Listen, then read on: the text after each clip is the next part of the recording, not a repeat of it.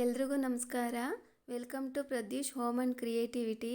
ಇವತ್ತಿನ ವಿಡಿಯೋದಲ್ಲಿ ಎಲ್ರಿಗೂ ಇಷ್ಟ ಆಗ್ತಕ್ಕಂಥ ಸ್ವೀಟ್ ರೆಸಿಪಿನ ಶೇರ್ ಮಾಡ್ತಾ ಇದ್ದೀನಿ. ತುಂಬ ಈಸಿಯಾಗಿ ಮನೆಯಲ್ಲೇ ಇರ್ತಕ್ಕಂಥ ಪದಾರ್ಥಗಳನ್ನು ಬಳಸ್ಕೊಂಡು ಸಖತ್ ಟೇಸ್ಟಿಯಾಗಿ ಮಾಡ್ಕೊಬೋದು. ನಾನಿಲ್ಲಿ ತುಂಬ ಇಂಗ್ರೀಡಿಯೆಂಟ್ಸ್ ಏನು ಬಳಸ್ತಾ ಇಲ್ಲ, ಮನೇಲಿ ಇರ್ತಕ್ಕಂಥವನ್ನೇ ಬಳಸ್ಕೊಂಡು ಮಾಡ್ತಾ ಇರೋದು. ಮಕ್ಳಿಗಾದರೂ ಸರಿ, ದೊಡ್ಡವ್ರಿಗಾದರೂ ಸರಿ ಸ್ವೀಟ್ ತಿನ್ನಬೇಕು ಅನ್ನಿಸ್ದಾಗ ಮಾಡಿಕೊಡ್ಬೋದು. ಹಾಗಾದರೆ ಹೇಗೆ ಮಾಡೋದು ಅಂತ ನೋಡ್ಕೊಂಡು ಬರೋಣ. ಮೊದಲಿಗೆ ನಾನಿಲ್ಲಿ ಒಂದು ಪ್ಲೇಟ್ ತೊಗೊಂಡು ಅದಕ್ಕೆ 1 ಕಪ್ನಷ್ಟು ಮೈದಾ ಹಿಟ್ಟು ಸೇರಿಸ್ಕೊತಾ ಇದ್ದೀನಿ. ಅದಕ್ಕೆ 1/4 ಸ್ಪೂನಷ್ಟು ಅರಿಶಿನ ಹಾಕ್ಕೊಂಡು, ಹಾಗೆ 1 ಚಿಟಿಕೆ ಅಷ್ಟು ಉಪ್ಪು ಸೇರಿಸ್ಕೊಂಡು ಒಂದು ಸಲ ಒಣಗಿರೋ ಪೌಡ್ರನ್ನ ಚೆನ್ನಾಗಿ ಮಿಕ್ಸ್ ಮಾಡಿಕೊಂಡು, ಅದಾದಮೇಲೆ 3 ಸ್ಪೂನಷ್ಟು ಎಣ್ಣೆ ಸೇರಿಸ್ಕೊತಾ ಇದ್ದೀನಿ. ತುಪ್ಪನೂ ಸಹ ಹಾಕೊಬೋದು. ಎಣ್ಣೆ ಸೇರಿಸ್ಕೊಂಡು ಚೆನ್ನಾಗಿ ಕೈನಲ್ಲಿ ರಬ್ ಮಾಡಿಕೊಂಡು ಮಿಕ್ಸ್ ಮಾಡ್ಕೊತಾ ಇದ್ದೀನಿ. ಆ ಎಣ್ಣೆ ಹಿಟ್ಟು ಜೊತೆ ಚೆನ್ನಾಗಿ ಹೊಂದ್ಕೊಂಡು ನಾವು ಹಿಡ್ಕೊಂಡಾಗ ಹಿಡಿ ಥರ ಆಗಬೇಕು ಹಿಟ್ಟು. ನೋಡಿ ಇಲ್ಲಿ ಈ ಥರ ಹಿಡಿ ಥರ ಆಗಬೇಕು. ಆ ಥರ ಆಯಿಲ್ ಹಾಕ್ಕೊಂಡು ಚೆನ್ನಾಗಿ ರಬ್ ಮಾಡಿಕೊಂಡು ಮಿಕ್ಸ್ ಮಾಡ್ಕೊಬೇಕಾಗುತ್ತೆ. ಇವಾಗ ನಾನು ಒಂದು 1/4 ಕಪ್ನಷ್ಟು ನೀರು ಸೇರಿಸ್ಕೊಂಡು ಹಿಟ್ಟನ್ನ ಕಲಿಸ್ಕೊತಾ ಇದ್ದೀನಿ. ಎಷ್ಟು ಬೇಕೋ ಅಷ್ಟು ನೋಡ್ಕೊತ ಹಾಕ್ಕೊಂಡು ಕಲಿಸ್ಕೊಬೋದು. ನಾನಿಲ್ಲಿ ಒಂದು ಸಲ 1/4 ಕಪ್ ಅಷ್ಟು ಹಾಕಿ ಸ್ವಲ್ಪ ಮಿಕ್ಸ್ ಮಾಡಿಕೊಂಡು, ನಂತರ ಇನ್ನು ಸ್ವಲ್ಪ ಬೇಕಾಯಿತು ಅಂತ ಇನ್ನೊಂದು ಸ್ವಲ್ಪ ಸೇರಿಸ್ಕೊಂಡು ಹಿಟ್ಟು ಕಲಿಸ್ಕೊತಾ ಇದ್ದೀನಿ. ತುಂಬ ತೆಳುವಾಗಿ ಅಥವಾ ತುಂಬ ಗಟ್ಟಿಯಾಗಿ ಕಲಸೋದಕ್ಕೆ ಹೋಗಬಾರ್ದು. ನಾರ್ಮಲ್ಲಾಗಿ ನಾವು ಚಪಾತಿ ಹಿಟ್ಟು ಹೇಗೆ ಕಲಿಸ್ತೀವೋ ಅದೇ ಥರ ಚೆನ್ನಾಗಿ ನಾದ್ಕೊಂಡು ಕಲಿಸ್ಕೊಬೇಕು. ಆವಾಗ ಸಾಫ್ಟಾಗಿ ಸ್ವೀಟು ಕೂಡ ಟೇಸ್ಟಿಯಾಗಿ ಬರುತ್ತೆ. ನಾನು ಚೆನ್ನಾಗಿ ನಾದ್ಕೊಂಡು ಕಲಿಸ್ಕೊಂಡು ಅದಕ್ಕೊಂದು ಬೌಲ್ ಮುಚ್ಚಿ ಸೈಡಿಗೆ ಇಟ್ಬಿಟ್ಟು ಸ್ಲರಿ ರೆಡಿ ಮಾಡ್ಕೊತಾ ಇದ್ದೀನಿ.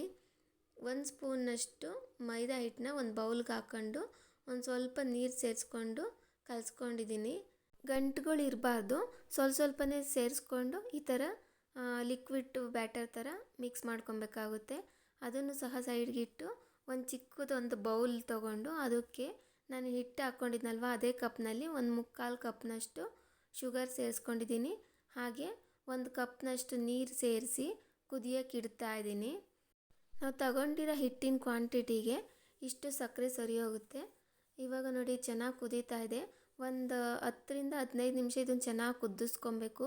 ತುಂಬ ಎಳೆ ಪಾಕ, ಗಟ್ಟಿ ಪಾಕ ಆ ಥರ ಎಲ್ಲ ಏನು ಬೇಕಾಗಿಲ್ಲ. ಸ್ವಲ್ಪ ತಿಕ್ಕಾಗಿ ಕೈಯಿಗೆ ಅಂಟ್ಕೊಳ್ಳೋ ಥರ ಇದ್ದರೆ ಸಾಕಾಗುತ್ತೆ ನಮಗೆ. ನೋಡಿ ಇಲ್ಲಿ ಎಳೆ ಎಲ್ಲ ಏನು ಬರ್ತಾ ಇಲ್ಲ, ಆದರೆ ಕೈಯಿಗೆ ಸ್ವಲ್ಪ ಅಂಟ್ಕೊಳ್ಳೋ ಥರ ಅಂಟ್ತಾ ಇದೆ. ಇವಾಗ ನಾನು ಫ್ಲೇಮ್ ಆಫ್ ಮಾಡ್ಕೊತಾ ಇದ್ದೀನಿ. ಹಾಗೆ ಈ ಕಡೆ ಹಿಟ್ಟು ಸಹ ಒಂದು 15 ಮಿನಿಟ್ಸ್ ರೆಸ್ಟಲ್ಲಿ ಸಾಫ್ಟ್ ಆಗಿದೆ. ಇವಾಗ ನಾನು ಇದನ್ನು ಇನ್ನೊಂದು ಸಲ ಚೆನ್ನಾಗಿ ನಾದ್ಕೊಂಡು 2 ಪೀಸ್ ಮಾಡಿಕೊಂಡು ಕಟ್ ಮಾಡ್ಕೊಂಡಿದ್ದೀನಿ. ಒಂದನ್ನು ರೌಂಡ್ ಶೇಪಲ್ಲಿ ಮಾಡಿ ಮುಚ್ಚಿಡ್ತಾ ಇದ್ದೀನಿ, ಇನ್ನೊಂದನ್ನು ಲಟ್ಸಕ್ಕೆ ತೊಗೊತಿದ್ದೀನಿ. ನೋಡಿ ಇಲ್ಲಿ ಮುಚ್ಚಿಟ್ಟಿದ್ದೀನಿ ಒಂದನ್ನು. ಹಿಟ್ಟು ಡ್ರೈ ಆಗಬಾರ್ದು. ಒದ್ದೆ ಬಟ್ಟೆ ಆದರೂ ಮುಚ್ಚಿಟ್ರೂ ಪರವಾಗಿಲ್ಲ, ಅಥವಾ ಬೌಲಾದರೂ ಮುಚ್ಚಿಡ್ಬೋದು. ಒಂದು ಮುಚ್ಚಿಟ್ಟು ಇನ್ನೊಂದನ್ನು ಕಲ್ಲ ಮೇಲೆ ಸ್ವಲ್ಪ ಪೌಡ್ರ್ ಹಾಕ್ಕೊಂಡು, ತುಂಬ ಹಾಕೊಳ್ಳೋದಕ್ಕೆ ಹೋಗ್ತಾ ಇಲ್ಲ, ಸ್ವಲ್ಪ ಹಾಕ್ಕೊಂಡು ಈ ಥರ ಚಪಾತಿ ಲಟ್ಸೋ ಥರ ಲಟ್ಟಿಸ್ಕೊಂಡಿದ್ದೀನಿ. ನೋಡಿ ಇಲ್ಲಿ ತೋರಿಸ್ತಾ ಇದ್ದೀನಿ. ಇಷ್ಟು ತಿಕ್ನೆಸ್ ಇದ್ದರೆ ಸಾಕು, ತುಂಬ ದಪ್ಪ ಅಥವಾ ತುಂಬ ತೆಳುವಾಗಿ ಲಟ್ಸೋಕ್ಕೆ ಹೋಗ್ತಾ ಇಲ್ಲ, ಇಷ್ಟು ಸಾಕು. ಇವಾಗ ನಾನು ಲಟ್ಸಿರೋ ಚಪಾತಿ ಮೇಲೆ ಆಯಿಲ್ನ ಹಚ್ಕೊತಾ ಇದ್ದೀನಿ. ಅದ್ರ ಮೇಲೆ ಫುಲ್ಲು ಈವನ್ನಾಗಿ ಆಯಿಲೆಲ್ಲ ಹಚ್ಕೊಂಡು ಅದ್ರ ಮೇಲೆ ಮತ್ತೆ ನಾನು ಒಣಗಿರೋ ಪೌಡ್ರನ್ನ ಸ್ಪ್ರೆಡ್ ಮಾಡ್ಕೊತಾ ಇದ್ದೀನಿ. ಕೈನಲ್ಲಾದರೂ ಹಾಕ್ಕೊಬೋದು ಅಥವಾ ಸ್ಟ್ರೈನರಲ್ಲಿ ಸಹ ಹಾಕ್ಕೊಬೋದು. ನಾನಿಲ್ಲಿ ಕೈನಲ್ಲೇ ಸ್ಪ್ರೆಡ್ ಮಾಡಿಕೊಂಡು ಈ ಥರ ಸ್ವಲ್ಪನೇ ರೋಲ್ ಮಾಡೋ ಥರ ಫಸ್ಟ್ಗೆ ಫೋಲ್ಡ್ ಮಾಡಿಕೊಂಡು ನಂತರ ಇದನ್ನು ರೋಲ್ ಮಾಡ್ತಾ ಹೋಗ್ತೀನಿ. ಪೌಡ್ರು ಮತ್ತು ಆಯಿಲ್ ಹಾಕಿರೋದ್ರಿಂದ ಏನು ಕಷ್ಟ ಆಗೋದಿಲ್ಲ. ತುಂಬ ಈಸಿಯಾಗಿ ಈ ಥರ ರೋಲ್ ಮಾಡ್ಕೊಂಡು ಬರ್ಬೋದು.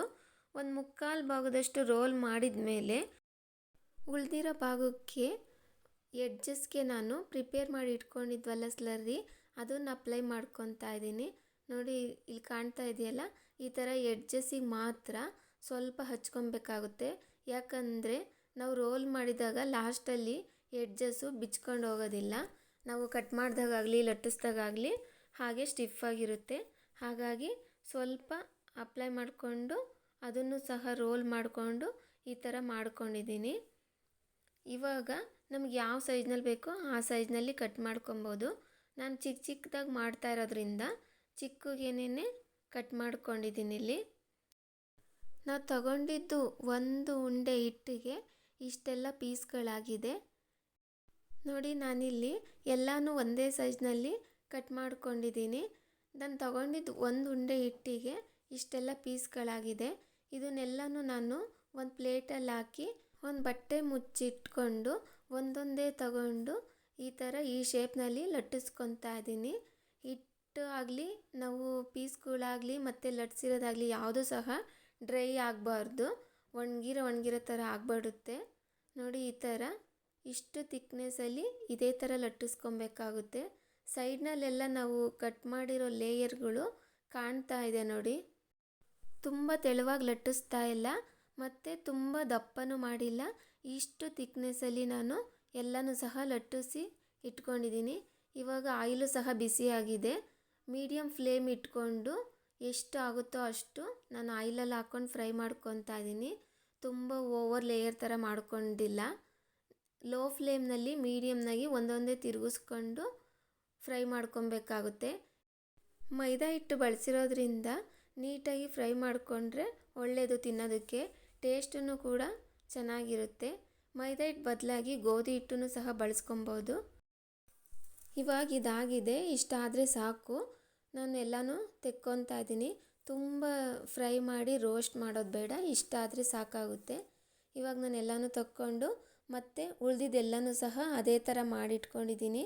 ಈ ಕಡೆ ಪಾಕನೂ ಸಹ ತಣ್ಣಗಾಗಿತ್ತು, ಸ್ವಲ್ಪ ಬಿಸಿ ಮಾಡಿಕೊಂಡು ಅದರಲ್ಲಿ ಡಿಪ್ ಮಾಡ್ತಾ ಇದ್ದೀನಿ. ಈ ಥರ ಎಷ್ಟು ಆಗುತ್ತೋ ಪಾಕದಲ್ಲಿ ಅಷ್ಟನ್ನು ಮಾತ್ರ ಹಾಕ್ಕೊಂಡು ಒಂದು 3-4 ನಿಮಿಷ ಅದರಲ್ಲಿ ಹಾಗೆ ಬಿಡಬೇಕು. ಶುಗರ್ ಸಿರಪ್ ಎಲ್ಲ ಒಳಗಡೆ ಚೆನ್ನಾಗಿ ಇಳಿಯುತ್ತೆ.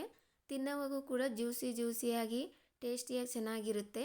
ನಾನು ಸಹ 4 ನಿಮಿಷ ಆದಮೇಲೆ ಒಂದೊಂದೇನೇ ಎತ್ಕೊಂಡು ಪ್ಲೇಟಲ್ಲಿ ಹಾಕ್ಕೊತಾ ಇದ್ದೀನಿ ನೋಡಿ. ಇಲ್ಲಿ ನೋಡೋದಕ್ಕೇ ಎಷ್ಟು ಚೆನ್ನಾಗಿ ಕಾಣ್ತಾ ಇದೆ. ಮಕ್ಕಳು ಸ್ವೀಟ್ ಕೊಡಿ, ಬಿಸ್ಕೆಟ್ ಕೊಡಿ ಅಂತಂತ ಕೇಳ್ತಾನೆ ಇರ್ತಾರೆ. ಅಂಥ ಟೈಮ್ನಲ್ಲಿ ಮನೆಯಲ್ಲೇ ಸಿಂಪಲ್ಲಾಗಿ ಟೇಸ್ಟಿಯಾಗಿ ಈ ಥರ ಮಾಡಿಕೊಡ್ಬೋದು. ಅವ್ರಿಗೂ ಸಹ ತುಂಬಾ ಖುಷಿಯಾಗುತ್ತೆ. ಹಾಗಾದರೆ ನಿಮಗೂ ಈ ರೆಸಿಪಿ ಇಷ್ಟ ಆದರೆ ನೀವು ಒಂದ್ಸಲ ಟ್ರೈ ಮಾಡಿ. ಹಾಗೆ ವಿಡಿಯೋ ಇಷ್ಟ ಆದರೆ ಒಂದು ಲೈಕ್ ಮಾಡಿ, ಸಬ್ಸ್ಕ್ರೈಬ್ ಮಾಡಿ. Thank you.